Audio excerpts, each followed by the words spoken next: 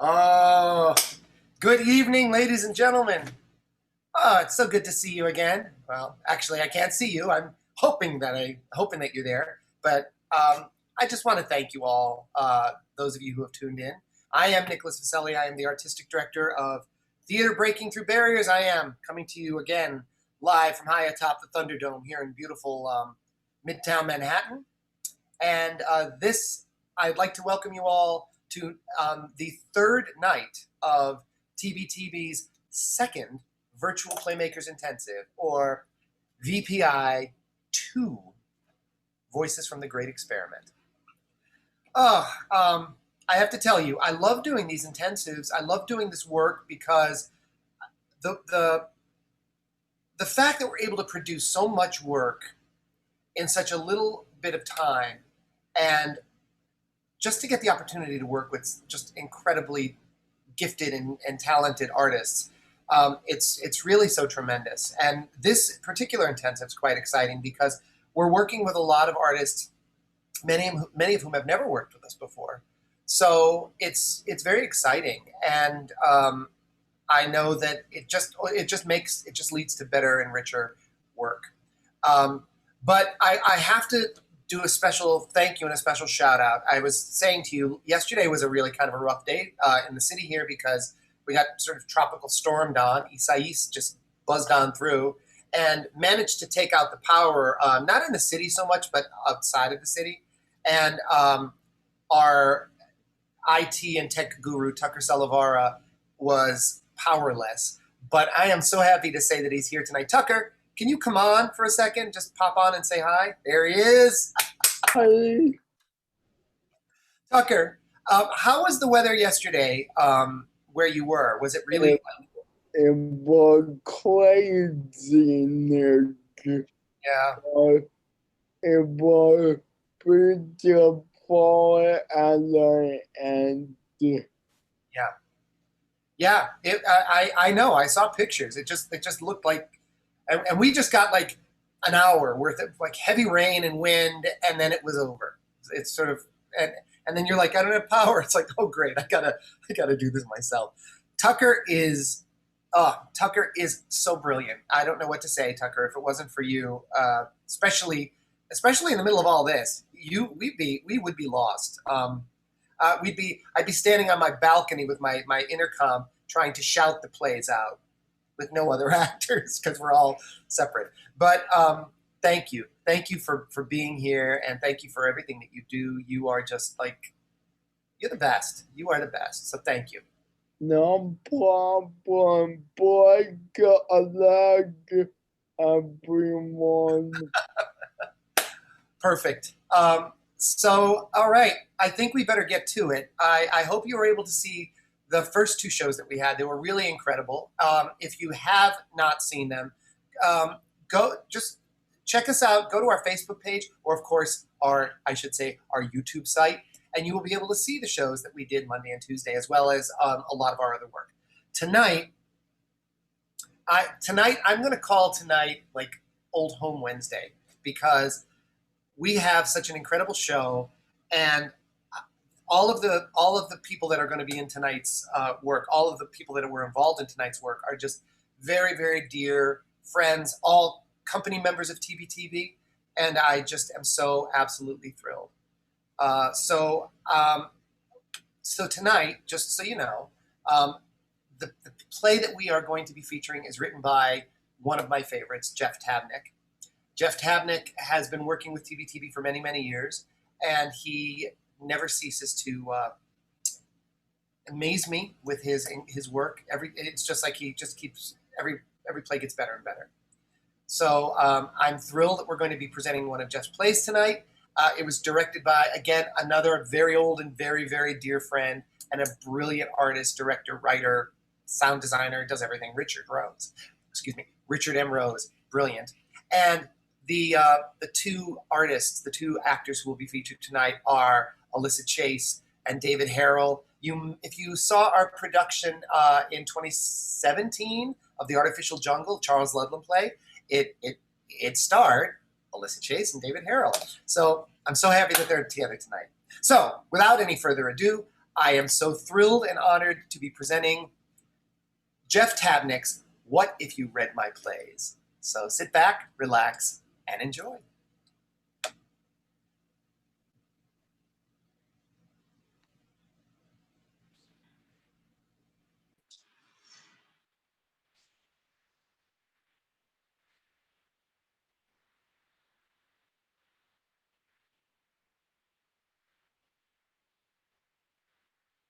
I had the strangest thought tonight. Tell me. What if you read my plays? I probably wouldn't be interested.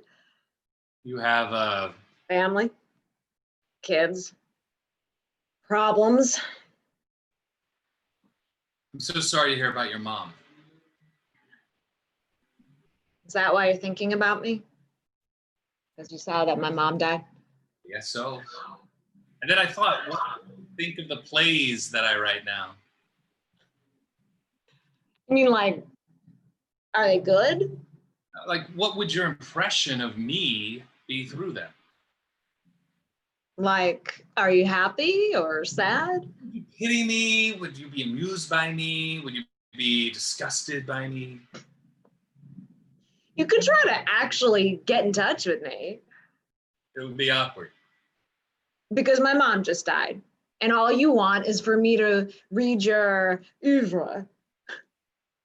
We broke up 20 years ago. I don't know if you even want me to be in touch. So you're doing it like this. Talking to you in my mind. Okay. So how are you? I'm sad about my mom. But in life, otherwise, Otherwise, I mean, look, do I sometimes wish I'd found my way more? Of course. But I love my kids, fiercely. it's the one thing I remember about the fierceness in which you loved you kids. There were so many of you. And your parents seemed removed and sad. It's funny, right? What? I don't know. Do you think about me a lot? No. No. I'm sorry if I hurt you all those years ago. God, I hate it when a woman says, I'm sorry if I hurt you all those years ago. I mean, puts her above the whole thing. I'm sorry if I hurt you. You didn't. Yeah, I know. I love my wife and kids, and I feel awful saying this, but I kind of like what this pandemic has done for our family. Isn't that awful? Yes. I mean, when I had to stay home, I felt such a sense of relief about all the things I don't have to do. It made me realize about how much of my life I don't actually like living. Stop. It gives me more time to think about the things I do like books with my kids or hikes or kayaking trips. And I swear, under any other circumstances, my youngest would have never learned to throw a baseball. We have boring Sundays like we did when I was a kid. This whole situation has given us all this empty space. I mean, that's mostly what my life has been like all the time out here where I live in the wilds. Not to brag, but empty space has long been my jam. You left the city? Yeah. No, we bought this another place. La-di-da. It's ugly in a way, but on the other hand, we worked hard. We worked hard and we saved and we lived beneath our means and we didn't go on fancy vacations. Okay. Oh, okay. Easy, Tiger. I guess that might be why I'm thinking about you too. I'm out here like you, out in the hills and the green things. We call them trees.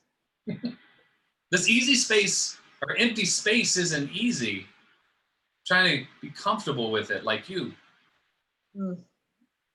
Before you hold me up as some Zen Buddhist saint,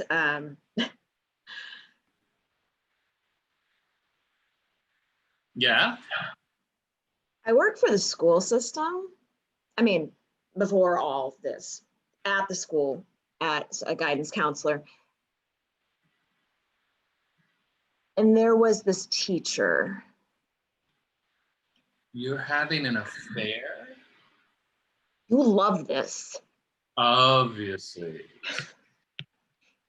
We were only kissing. It became a game, and this is so stupid. And I know it was wrong. And this is a small fucking rural community. So Jesus, when one of them knows, it's like you might as well tell the whole freaking town. And then your entire Tiger.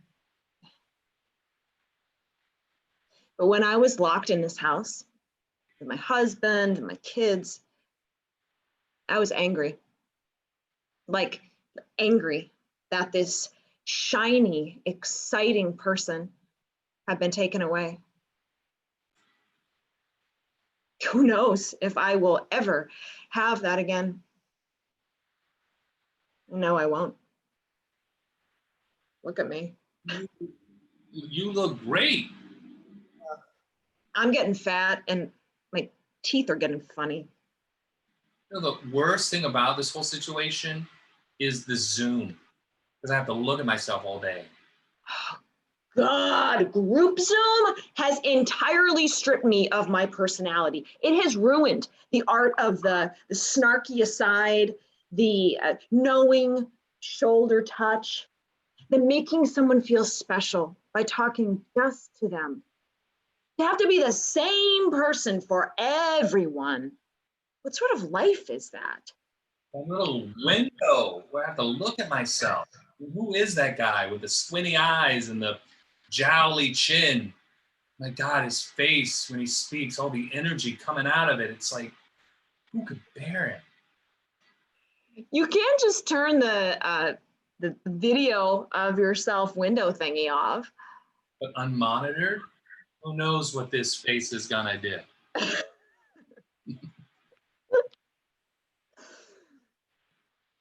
Look, I love the moments with my family too, but is all the glittery sparkle gone from my life? Well, we watched Hamilton on Disney Plus the other night, and I cried so hard at the beginning that I had to leave the room. It was all just so beautiful, skillful, and immediate. I don't speak Hamilton or Disney Plus or New York City. I don't even like Hamilton. You saw it live. 3 times because I thought it was expected of me. I mean, the virtual theater experience is crap. I mean, part of the theater is suffering through long bathroom lines or uncomfortable seats or annoying audience members. Without suffering, the theater is nothing.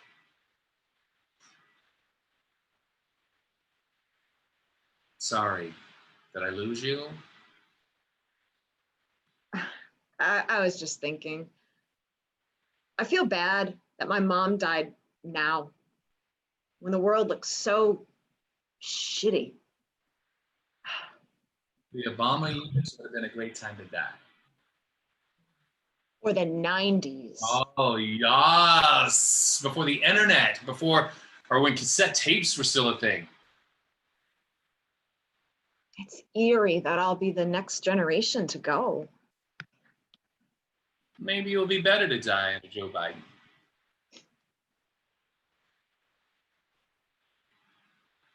That teacher, he wanted to see me even after this started.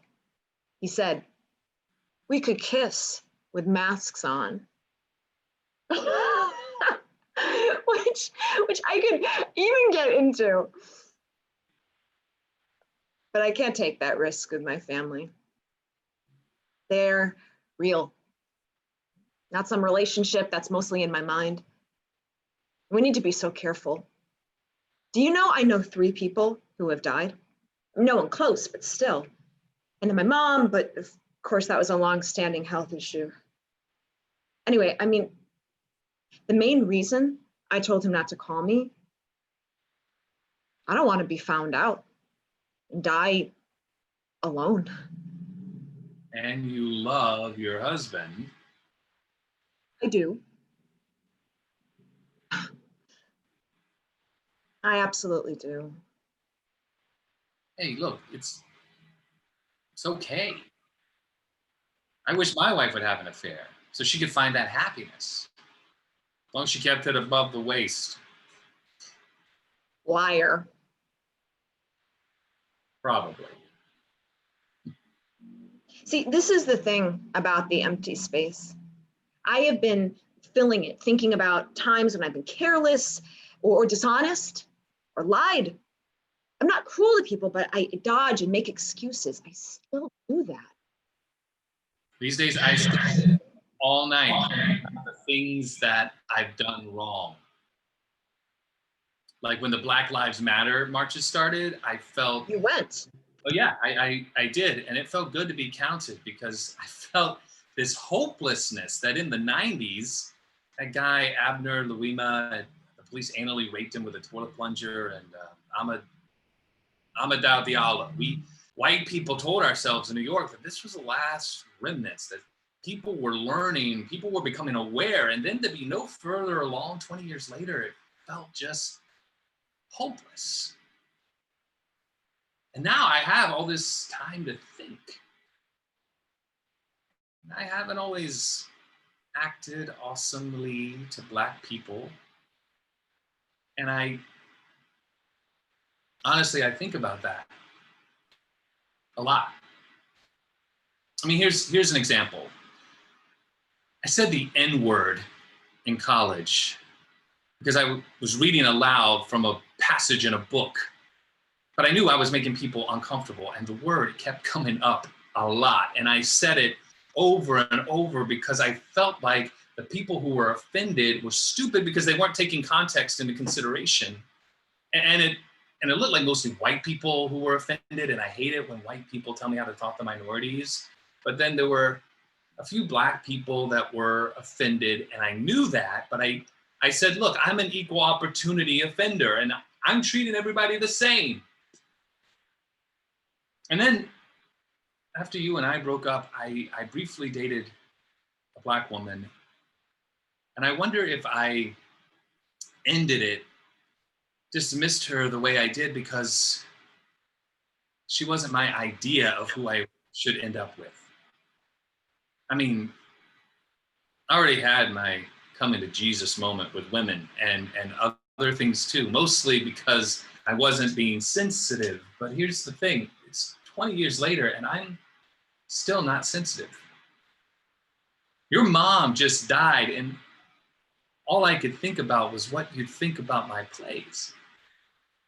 I didn't think to call you or email you or Facebook you. I just made up a play about what I thought you would say. I mean, how self-centered is that? I was texting with this friend and I thought, if anyone saw what I was typing right now, they would be so offended. And this is what frightens me about the world. Yes, my awareness of race has changed, but my underlining insensitivity, my self-centeredness, that hasn't changed. And I don't know if it ever will. And if I can't fundamentally change, then how do I expect that anybody else will? Well, at the end of the day, we put ourselves and our kids and our pocketbooks first and our mouths run wherever they may.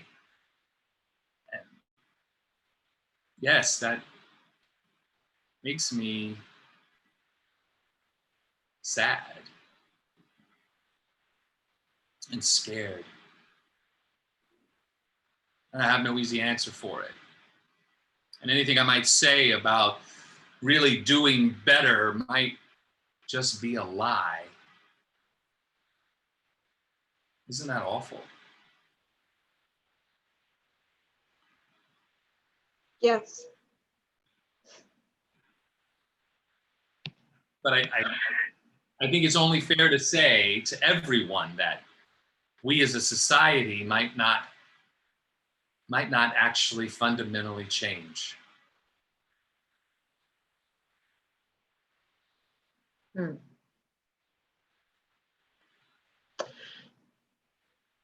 Before I give you my impression, before I pass my judgment on you based on your plays, Right. based on this play, Right. before I do that, tell me, what's the best thing right now in your life?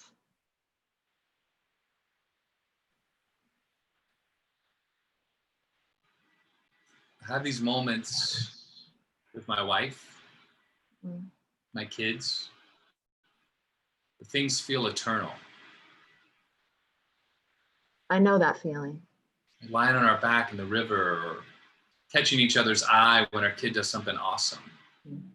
Just the four of us being bigger than in something more than ourselves, like the marches or nature or laughing at the dinner table. It's like that thing where it all opens up and disperses. For me, the best thing is moments of gratitude.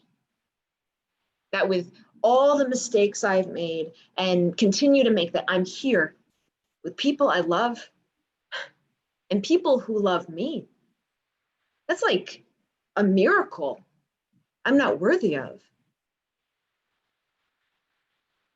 That's good. So here's my judgment.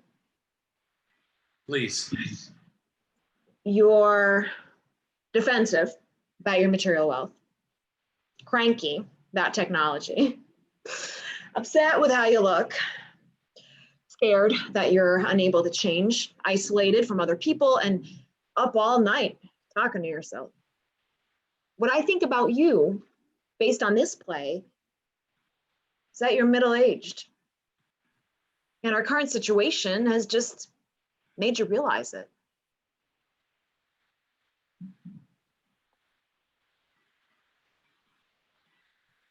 Isn't that awful? Yes.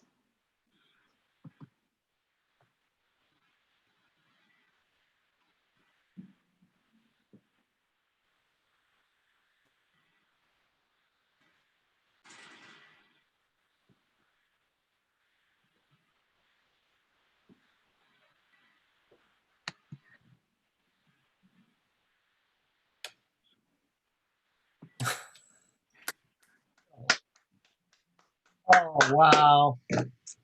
I love that play. I love that play so much. It obviously it resonates on so many levels, and I just am so grateful. Boy, you guys, so wonderful. I'd like to bring everybody back in. Could you all come on back into the room? Oh, so much. Oh, great. Look, Tucker's here. All right, thank you. Alyssa, David, Jeff. So amazing. Where's Richard? Oh, there he is. Okay. Ladies and gentlemen, I give you the entire company of What If You Read My Plays. Oh, thank you guys so much. I'm going to ask you a question, Jeff. I want to start with you. This play feels very personal. I mean, obviously, I think it's kind of a silly thing to say because if you ask a writer, pretty much everything you write is personal, at least at some point in your life. But tell me, what prompted you to write this now, aside from the prompt that I might have given you about writing? Sure. Yeah, I mean, it was that, and then yeah, I mean, the incidents in the play aren't true, but my feelings through them are, and some of it's true. Yeah, I mean, a couple of things happened that I think I wrote one play for you for this that was just terrible, and I got panicked and I had to write something else, and this came pretty quickly. Oh, And obviously, I mean, these guys brought it to life. Without them, please. Oh, are you kidding? Yeah, they're okay. These two are okay. Um, I want to ask both of you, David and again, Alyssa.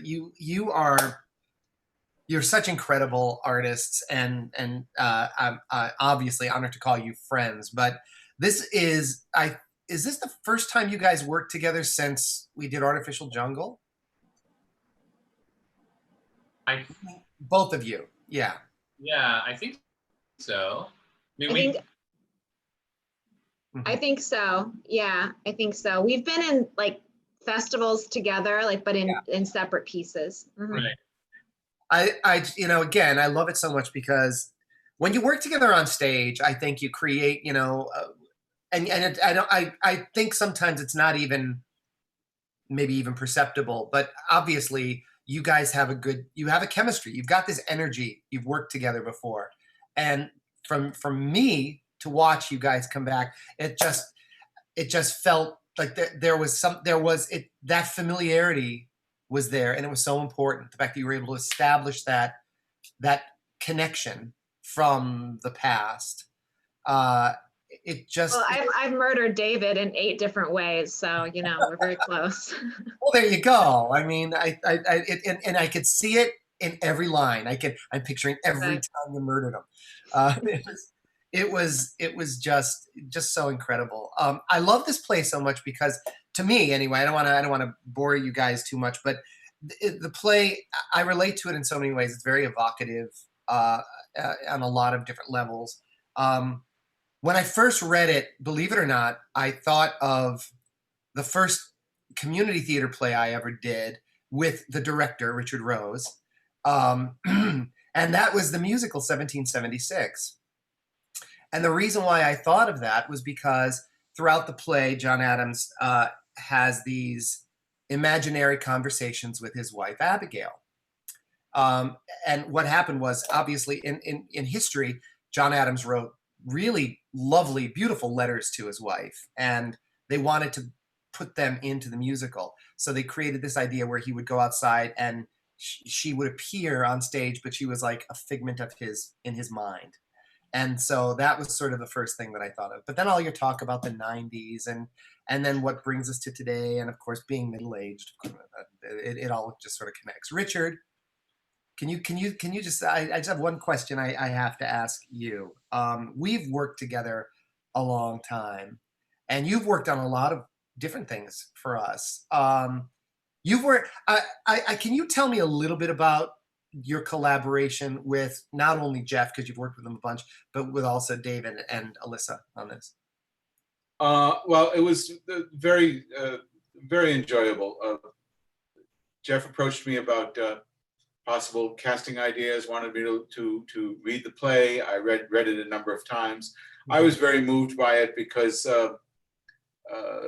while I am not middle-aged, I am entering into senior citizenry. It's still a big milestone for me. And when I did enter middle age, and Nick, you were around when that happened, you know that I hit a wall of crisis. And having worked with Alyssa very recently and worked aside Alyssa on a number of projects in the last couple of years, we worked next to each other, but then recently I worked with her. I really saw her very much as a part of this, and I have been following David, as you know, for a number of years, and and met him a number of times, but I knew the chemistry between them because I've seen them work. So I really just knew that this would work very well. Well, the first day that we read this, both David and Alyssa were so emotionally vested in this. Both much of our rehearsal process was literally going through what they're going through emotionally. So this was not anything that we had to dig deep to try to get inside. This was something that they just felt and related to, and I found it such a privilege to work with them on this. It was really terrific. It's such a beautiful piece, and again, you have to have. I think you need two artists that have the chops, that have that are a bit seasoned, so that you could just, because you feel it. And the fact that they knew each other and had worked in an intimate nature before really helped pull this along, because there wasn't an introductory period that we needed. Yeah, yeah. Just having that shorthand, that connection, it just made all the difference in the world. Thank you guys so much for such incredible work. You are so amazing, and again, so honored to work with you. You elevate our work. You just make everything better. So thank you for that. Thank you. Yeah. So I just want to sort of give you guys again. We're gonna be streaming in 15 minutes. We're gonna do this again on the other network on Facebook. So if you come and join us on that one too, okay? But if you're joining us for the first time, or even if you're not, please, there are a few things I'd love for you to do for us. First of all, subscribe to our YouTube channel, like us on Facebook, and just tell the world about us. Tell your friends, tell your family. We are so happy to be able to share our work with you this way. So we want to be able to just tell your friends, tell everybody about us. And if you really love us, you should go to our website, tbtb.org. You can check us out, see everything that we're doing, everything we have done. We have an archive page with a lot of other past clips of past work, and we'd love for you to do that. And if you really do want to help us out and show some extra special love, if you go to our homepage, tbtb.org, the very top right corner, just click the yellow donate button, and you can support us that way. But we appreciate all the support you give us and all the love.